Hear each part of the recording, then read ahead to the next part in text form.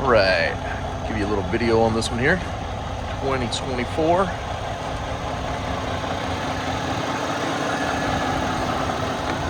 We'll swing around here.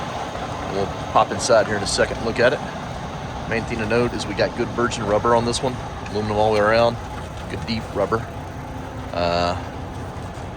One of those a little weaker, but not that bad.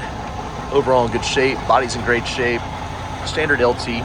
Comfortable trucks, but they're easy and cheap to fix when things come. Need to get replaced, and they inevitably will.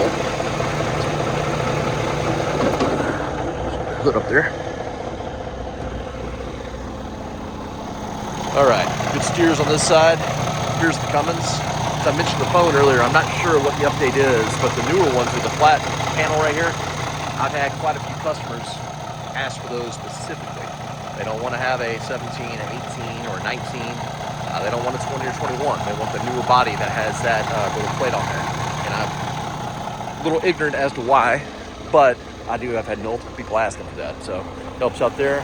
Good steer on this side as well. Here's the passenger side of the motor, all looking good. Climb inside and see what we got.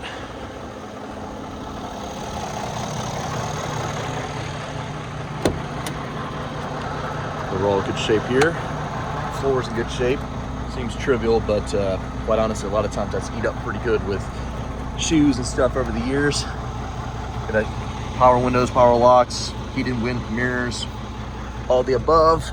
310, 562 is what we're looking at here.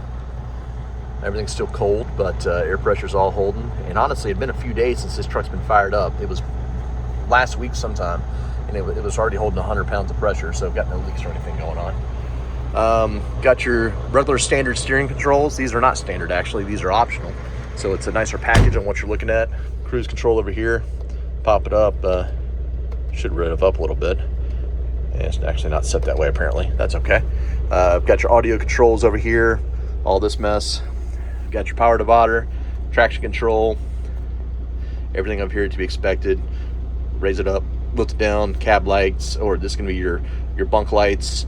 Over here, you're going to have your steering controls from the cab for your sleeper, which is actually, you don't get that option. You can turn them on and off and everything else, but the Internationals here are the only ones that let you adjust the fan speed and the temperature in the back.